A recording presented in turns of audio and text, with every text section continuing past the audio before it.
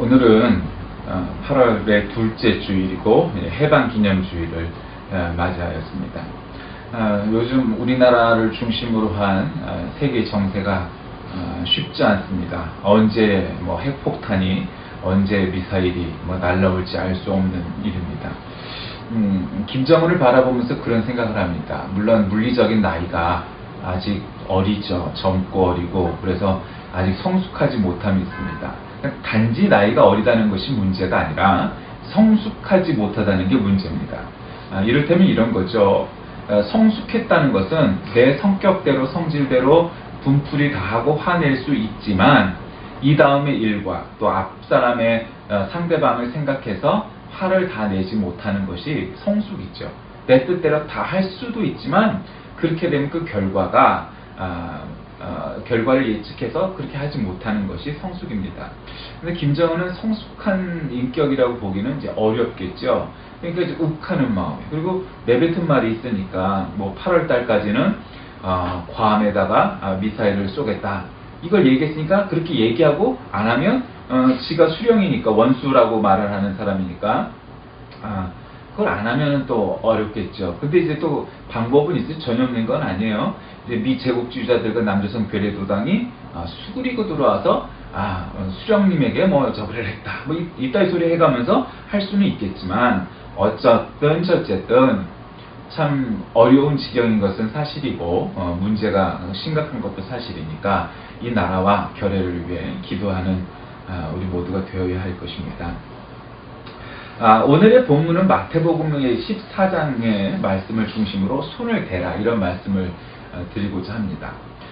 사람이 살다 보면 그냥 어떻게 의도하지 않았어도 전혀 생각지도 않은 일을 도전하거나 하게 되어서 그냥 성공을 하고 이렇게 되는 분들도 간혹 있습니다. 그러나 대체로는 더 많은 퍼센테이지는 이걸 할까 말까, 내가 잘할 수 있을까 말까, 열심히 할까 말까, 그냥 망설이기만 하고 도전하지 못해서 성공하지 못하고 도전하지 못하고 그냥 마음속에, 소위 말하는 우리 마음속에 꿈으로만 갖고 있는 거, 그런 거 하나쯤은 있게 마련이고, 사실 그런 일이 훨씬 더 많을 일이라 생각합니다.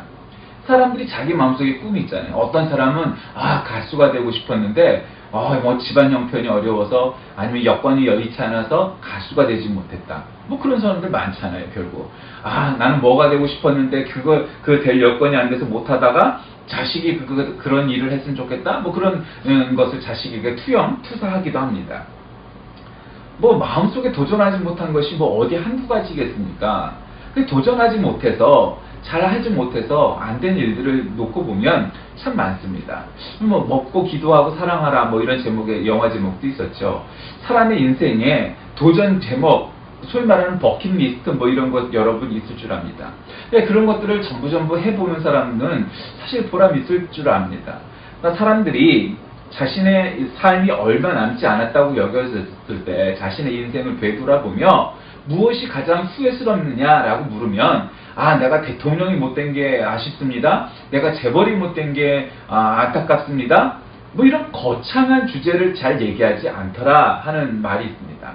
대개는 아주 사소한 겁니다. 가족끼리 여행을 가보질 못한 것이 참 안타깝다, 내가 더 많이 건강하게 살 수 있다면 가족과 여행을 한번 가보겠다, 이런 사소한 일들을 얘기한다는 거죠. 어쩌면 우리가 건강하고 젊거나 그러면 그 일들이 잘 마음속에 와닿지 않을 수 있지만, 결국 사람이란 어마어마하고 위대한 일들을 못 이룬 것에 대한 후회가 많은 존재가 아니고, 사실은 얼마든지 쉽이 할 수 있는 일이었음에도 불구하고 못한 것에 대한 아쉬움이 많은 것이 사람의 본성이라는 것을 알게 됩니다. 어차피 대통령이 되는 거, 대한민국 5천만 명이 넘는 사람들이 다 대통령이 될 수는 없어요. 다 재벌이 될 수도 없어요. 그러나 못됐다고 못난 사람이 되는 것도 아니고 그렇지 않아요. 그런데 말이죠, 작고 사소한 일들은 누구나 얼마든지 할 수 있는 일임에도 불구하고 못했기 때문에 아쉬움이 큰 거예요.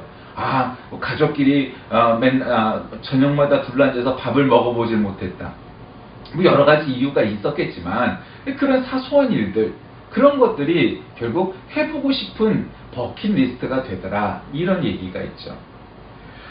그런데 문제는 이렇게 쉬운 일들, 할 수 있는 일들, 손을 내밀면 할 수 있는 일임에도 불구하고 못한 것들이 마음속에 한해 남아있는데, 결국 인생이라는 것은 도전했다가 실패해서 후회하는 것보단 할 수 있었음에도 못해서, 도전하지 못해서 갖는 후회가 더 많은 존재인 것을 알게 됩니다.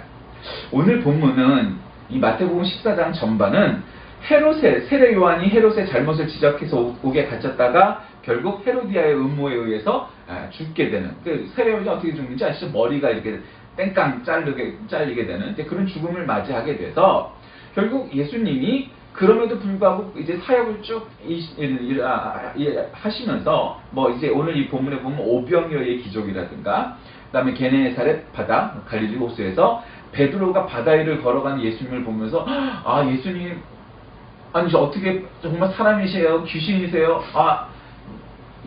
내가 바로 너희의 스승 예수다. 그러니 어떻게 걷죠? 그럼 너도 한번 걸어봐라. 그랬더니 걸으려다가 푼덕 뭐 했다는 거지. 그런 이야기들이 있는 거죠. 그러니까 사람들은 이런 기적 사화를, 기적의 이야기들을 오해하거나 잘 이해하지 못하는 경우가 참 많습니다. 왜 지금 오병이어의 기적아, 물 위를 바다를 걷는 기적이 그러면 없습니까? 뭐 첫째로는 예수님이 직접 안 계시죠. 둘째로는 그게 정말 위대한 기적일까요? 여러분, 바다 위를 물 위를 걸었다는 게 저는 그것도 별로 대단하다 여기지 않습니다. 물 위를 걷는 것보다 더 대단한 거는요, 5,000명을 먹이는 일일 거고요. 5,000명을 먹인 것보다 더 기적적인 일은요, 한 사람이 구원받고 또 모든 사람이 구원을 받는 이 일이 정말 중요한 것이지, 우리가 만화나 애니메이션과 같은 생각에 사로잡혀서 죽을 병에 걸렸던 사람이 기도를 세게 해갖고 안수 기도를 했더니 빡 일어났더라. 그래, 그런 목사, 그런 사람이 정말 위대한 능력의 사람이다. 이렇게 생각하는 것은 굉장히 낭만적이고 사실은 굉장히 유치한 수준의 믿음의 단계입니다. 물론 그렇게 나을 수 있는 달란트, 은혜, 은사 있다면 좋은 일이지 나쁜 건 아니죠. 근데 여러분들 되게 그런 사람들의 말로를 보았습니까? 이 순복음교회 조용기 목사님도 왕년에는 정말 세계를 누볐던 목사님인데 결국 재정적인 문제, 여러 가지 문제가 지금 다 섞여 있고 세상 법정에도 가 있죠. 왜 그래요?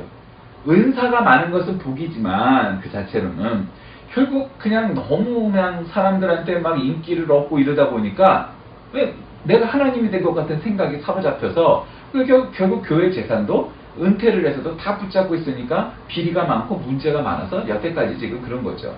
그럼 그게 복이고 은혜겠느냐? 그렇다고 생각하지는 않습니다. 어쨌든 정말 중요한 거는 바다 위를 걷고 5,000명을 먹이고 하는 일보다 여러분 한 사람이 예수님 앞으로 돌아오는 것이 더 큰 기적임을 기억하시기 바랍니다. 저는 잘 그런 얘기 안 하는 편이지만 보통 교회에서 그런 얘기 많이 해요. 전도하세요. 전도하세요. 우리 선교하러 갑시다. 제가 말로는 그런 말을 잘 하지 않는 경향이 있지만 그러나 여러분 그렇게 교회에서 목사님들이 강요하고 강조하는 까닭이 무엇입니까? 영혼을 구하는 일이 하나님이 가장 기뻐하시는 일이고 그것이 이러한 기적보다도 훨씬 더 큰 기적이기 때문입니다. 그래서 전도하자, 선교하자 이런 얘기를 하는 거죠. 여러분들 여름이 되면 사람들이 많이 이렇게 해외여행도 가고요. 또 비전 트립, 단기 선교 같은 것도 많이 가죠. 청년들이 가면 많은 도전을 받아요. 근데 여러분 그래서 1, 2년은 한 번 갔다 온 그 힘이 그냥 내가 선교사가 되겠습니다. 내가 사역자가 되겠습니다. 내가 목회자가 되겠습니다. 떠들썩해요. 그 5년 뒤는 어떨까요? 그리고 10년 뒤는 어떨까요? 여러분 그걸 내다볼 수 있어야 돼요. 선교사나 목회자가 많이 나오는 거 중요합니다. 그런 일들의 결과물일 겁니다. 그러나 모든 사람이 다 선교사가 되거나 목회자가 되는 일은 적당하지도 적절하지도 않은 일입니다. 그럼 무엇이 중요하겠습니까? 우리가 그런 사역을 통하여서 젊은이들이 우리는 참 복받은 나라고 복받은 민족이구나.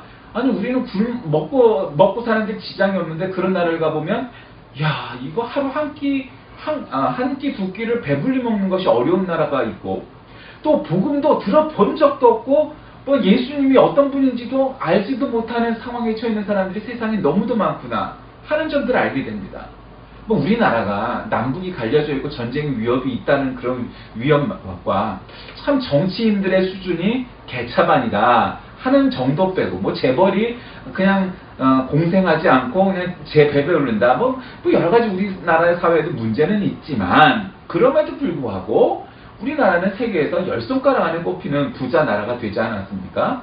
그거 쉬운 거 아닙니다. 잘할 겁니다. 뭐 그게 장군 대통령들의 일이다 이렇게 생각하는 것은 오해고요. 국민들이 해낸 일이죠.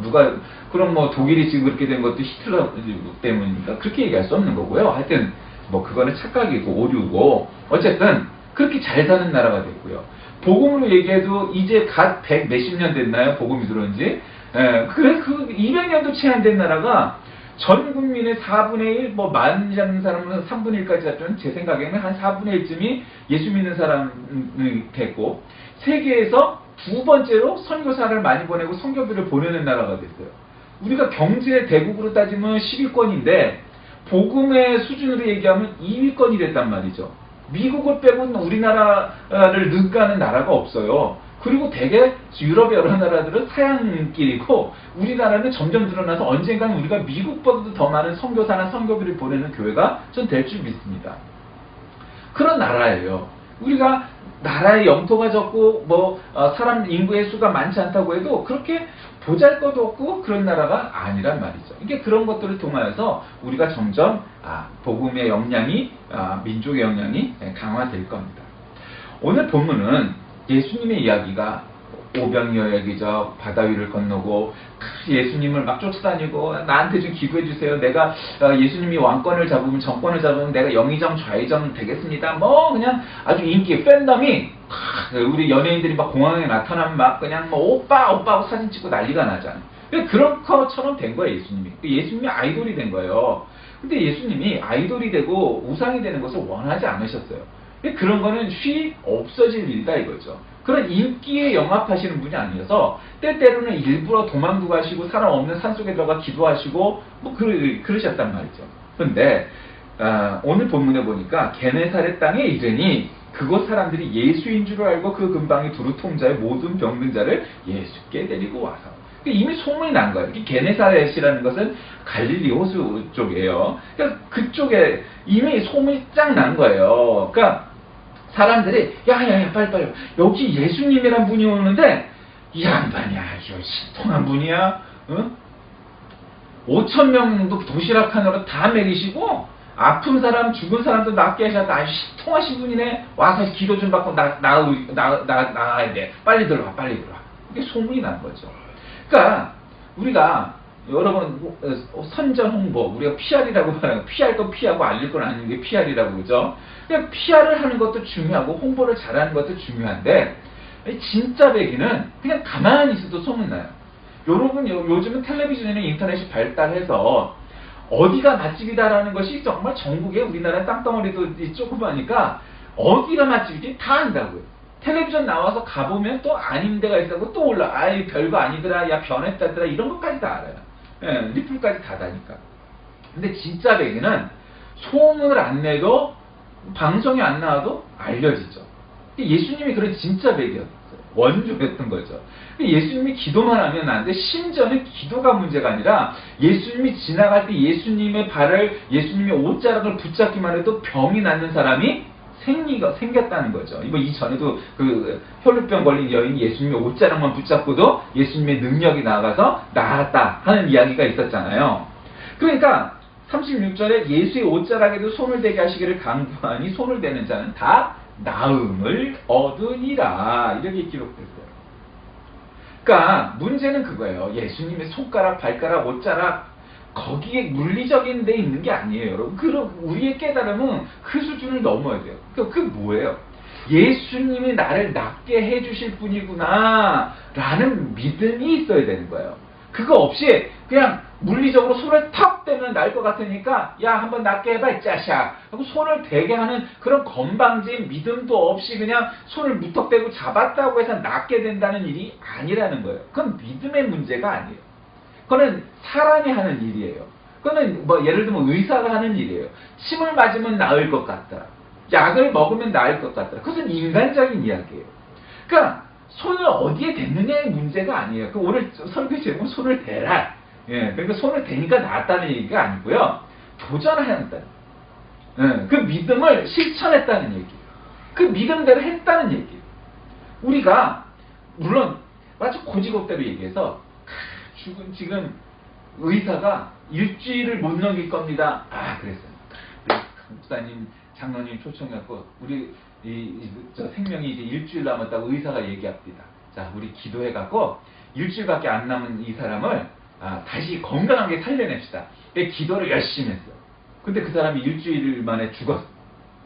그러면 도대체 뭐가 문제인 거냐? 병자가 믿음이 없었던 거냐? 기도하는 사람들이 능력이 없었다는 거냐? 그 사실을 본 내가 믿음이 없다는 거냐? 하나님이 능력이 없다는 거냐? 뭐 따져보자 이 말이죠. 따져보면 결국 뭐예요? 여러분, 그런 건 믿음이 아니에요. 그런 거는 미신이에요. 죽을 사람은 죽게 돼 있어요. 우리가 기도를 아무리 세게 해도 죽었던 사람 다시 살릴 만한 은혜와 은사를 가진 사람이 있어도 하나님이 데려가실 분은 데려가세요. 정해진 때가 있어요. 우리는 그 때를 몰라요. 그러나 우리는 그러면은 그 기도를 정해진 때 꼭 데려가 주세요. 이렇게 기도하진 않잖아요. 사람이니까. 건강하게 해주세요. 낫게 해주세요. 이렇게 기도를 하는 것이지. 그러나 결국 그렇게 말을 하고 기도를 하지만 결국 하나님의 뜻대로 데려가실 것을 우리는 알아요. 그것이 깨달음인 거예요. 그럼 기도를 할 필요가 없겠네? 이렇게 얘기를 하죠. 아니요. 알 수 없죠. 우리가 그때가 2017년 10월입니다. 그때를 명확히 알면은 그러면 기도할 필요가 없겠죠. 아니 그때가 그냥 룰루랄라 있으면 되고 때가 되면 데려가실 거고 아니면 말 거고 그럴 거예요. 그러나 우리는 그때를 몰라요. 재림의 때도 모르고 우리 인생 나 한 사람 그리고 각 사람마다의 인생이 언제 끝날지 아무도 몰라요. 그리고 그뿐만 아니라 건강의 문제, 그 다음에 인생의 삶의 문제 모든 것들이 정답이 없고 그것이 이미 재방송 보듯이 그 스토리를 다 아는 것이 아니니까 결론이 나 있지 않으니까 우리는 기도하는 거예요. 하나님 뜻대로 하실 것을 알지만 그래도 가능하다면 제 뜻도 조금은 옵션으로 좀 껴주세요. 제가 무슨 서울대학을 들어가길 바라는 건 아니지만 그래도 서울 안에 있는 대학은 좀 들어가게 해주세요. 이 정도까지는 괜찮지 않을까요? 아니 하나님이 아무리 배려가 없고 저기 하시기로 그까짓 거 하나 못 들어주시겠어요? 서울대 아니라 하버드 뽑아주는 게 하나님한테 손에 날리라고 그거 안 되겠어요? 그 도전하면 안 되겠어요? 근데 문제는 공부는 하나도 안 하고 서울대 들어가겠다고 하는 애들이 이게 문제인 거죠. 근데 그런 애도 하나 있긴 있더라고요. 어떤 애 공부는 반에서 그냥 간신히 그냥 하위권에서 그냥 머물더니 지가 서울대를 들어가게 돼요. 그래서 얘놈아 그랬더니 정말 하더니 운동은 또 잘하는 건 운동밖에 없더니 결국 운동을 해서 서울대 들어가던 놈이 있더라고요. 알 수는 없어요. 그냥 내리 놀다가 그런 놈도 간혹 있긴 있더라고요. 그러니까 문제는 손을 대는 도전도 안 해보고 실패했다 아니면 나는 그걸 안 해봤으니까 나는 실패가 아니야 라고 말하는 일이 뭐가 의미가 있겠니? 예수님은 이미 그렇게 소문이 나서 예수님에게 사람들이 왔다. 그들은 예수님을 보고 딱 안 거예요. 예수님을 알아본 거예요. 예수님이 오셨다. 예수님이 어떤 분인데 저분이 하나님이야. 하나님이 아들이셔. 그걸 알았다. 그걸 왜 모르냐? 장님이니까 소경이니까 시각장애인이니까 앞에는 다 성경의 용어니까 그래서 모르는 거예요. 예수님을 보고도 예수님이 이렇게 사셨대. 그냥 훌륭한 분 짝짝짝. 그거는 예수님을 바로 보지 못하는 거죠. 예수님은 훌륭한 분의 수준에서 끝나는 분이 아니에요. 그분은 하나님이라고 성경은 말씀하셨고 또 그에 걸맞는 일들을 감당하셨어요. 어느 누구도 죽었다가 부활하신 분이 없죠. 성경에도 죽었다 부활하신 분은 없고 세계 역사에도 없어요. 오직 예수님만. 왜? 하나님이시니까 신이니까 그게 가능했단 말이에요. 근데 그러고도 예수님을 못 알아봐요. 왜? 눈이 어둡기 때문이죠. 그리고 계속 딴 얘기하는 거예요. 구약의 율법에 보면 오징어를 먹으면 안 되고 비늘이 없는 걸 먹으면 안 되고 굽이 갈라진 것을 먹으면 안 되고 도대체 그게 무슨 의미가 있나요? 히잡을 안 쓰면 안 되고 뭐는 하면 안 되고. 여러분, 하나님은 우리에게 그렇게 쪼잔한 하나님이 아십니다. 물론 구약시대에는 과학의 발전해 있지 않고 우리가 사람들이 경험적으로 그런 것들을 알아서 그걸 율법으로 아예 제도화해서 사람들이 좀 더 건강하고 안전하게 살 수 있도록 율법이 있었죠. 그러나 지금은 과학이 그 모든 것들을 대체하기 때문에 그 정도의 것들은 괜찮아요. 문제는 우리가 그것을 율법적인 차원으로 접근하는 것이 아니고 복음적인 차원으로 접근하는 게 중요한 거죠. 어쨌든 그들이 예수님을 알아보았어요. 그래서 그 소문이 막 났어요. 그리고 예수님만 오니까 병 고치는 강구에서 오는 사람마다 예수님한테 단수기도를 받을 수 있었겠어요? 안 되죠. 그러니까 사람들 마음은 어떤 거예요? 우리가 자기가 좋아하는 유명한 가수나 탤런트를 보면 막 손을 대보고 싶잖아요. 그래서 옛날에 어떤 가수는 머리가 뭐 한 움큼이 뽑혔다, 뭐 단추를 뜯겠다, 뭐 이러잖아요. 예수님을 만지는 사람이 나온 거고, 옷도 만지고, 발도 만지고, 손도 만지고, 막 예수님이 지나가면 거기다 손을 대길 바랬겠죠. 왜? 그들은 최소한 그만한 믿음이 있었던 거예요. 야, 내가 예수님을 이분이 정말 아주 능력이 많으신 신통한 분이니까, 하나님이시니까 내가 하나님을 만나보기만 해도, 말씀 한마디만 하기라도, 예수님의 손바닥을 한번 붙잡기만 해도 내 병이 나을 거다. 이런 믿음이 있었던 거예요. 최소한 그 수준의 믿음은. 그게 가능했다는 거죠. 그러니까 예수님의 옷자락에 손을 대는 그런 일이 생긴 거죠. 여러분, 그게 대단한 믿음은 아니에요. 그러나 최소한 그런 정도의 믿음이 있어야죠. 우리가 살다 보면 어려움이 얼마나 많이 있었겠어요. 또 지금은 얼마나 어려움이 있겠어요. 우리 인생이 어려움의 연속이에요. 그래서 불교에서는 인생을 고해라고 말하잖아요. 고통의 바다예요. 아픔의 그냥 연속이에요. 이게 계속 힘든 거고요. 계속 우리 십자가를 지고 가야만 하는 것이 인생이에요. 어려움이 없으면 우리 죽은 사람인 거예요. 다 저마다의 어려움이 있는 거죠. 그래서 중요한 건 뭐냐? 손을 대는, 도전하는 어려움에 그럼에도 불구하고 손을 내미는 도전이 있을 때 그것이 인생의 의미가 있는 거죠. 실패해도 괜찮아요. 여러분, 우리가 실패한 숫자가 많겠어요? 성공한 숫자가 많겠어요? 압도적으로 실패한 게 사실은 더 많아요. 성공한 거 몇 개 안 돼요. 우리만 그런 게 아니라 그 훌륭하다는 사람, 뭐 세상적으로 성공했다는 사람들도 마찬가지예요. 실패한 게 더 많지 성공한 게 확률적으로 많지 않아요. 그런데 문제는 그 사람들과 평범한 사람들의 차이는 결국 그거죠. 그 사람들도 우리와 비슷한 확률로 실패했지만 그 1%의 성공을 위해서 계속 더 시도를 하다가 결국 성공한 거예요. 문제는 보통 사람들은 아무리 많아도 한 10번쯤 실패하면 그 이상 안 해요. 에이, 더러워서 안 해먹는다. 그러고 말아버리는 거죠. 문제는 거기에 있는 거예요. 1%의 성공을 위해서 계속 도전했던 사람과 한 10번쯤 하니까 이래도 안 되는 거는 이거는 내 팔자에 없는 거야. 그렇게 해서 말아버리는 사람인 거죠. 뭐 어떤 일이든 마찬가지예요. 그것이 공부든 사업이든 믿음이든 아주 도전을 끝까지 해볼까? 그런 거예요. 제가 좋아하는 말도 있고 여러분이 너무도 많이 들으셨던, 수없이 많이 들었던 얘기 있죠. 인디언 기우제이기. 인디언이 기우제를 지내면 100% 비가 오잖아요. 여러분, 그 사실이 뭔지 아시잖아요. 왜요? 비 올 때까지 기우제를 드리기 때문이죠. 여러분은 어떠십니까? 여러분의 인생에 벽이 되고 어려움이 되고 여러분 앞에 거친 강물이 흐르고 있습니까? 다 있으실 거예요. 거기에 정말 손을 대는, 도전하는, 그래서 한두 번이 아니라 한 10번쯤을 실패했어도 도전할 용기가 있으십니까? 여러분은 없을지 모릅니다. 우리는 없을지 몰라요. 그러나 예수님께서 우리 앞에 다가오셔서 우리에게 도움을 주시려고, 우리를 위해 기도해 주시려고 왔을 때 손을 대는 도전이 있다면 여러분 무엇이든지 할 수 있습니다. 세상에 못할 일이 뭐가 있겠어요? 날은 안 되지만 우리 예수님께서 여러분을 도우실 것이고, 여러분의 기도를 들으실 것이고, 여러분의 도전에 응답하실 것이고, 여러분의 아픔과 문제를 해결해 주실 것을 믿으시길 바랍니다.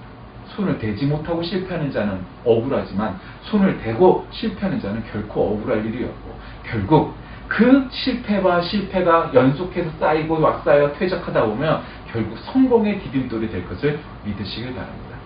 기도하겠습니다. 살아계신 하나님, 우리는 실패가 두렵고 그래서 실패하기 싫어서 도전하지 못하는 사람도 너무도 많습니다. 근데 오늘 본문에는 예수님이 오셨다는 사실을 듣고 정말 풀 한 포기 그 한 짝이라도 붙잡고자 하는 심정으로 사람들이 예수님 앞에 나왔고 손을 대는 일들이 생겼고 또 낫는 사람들이 있었습니다.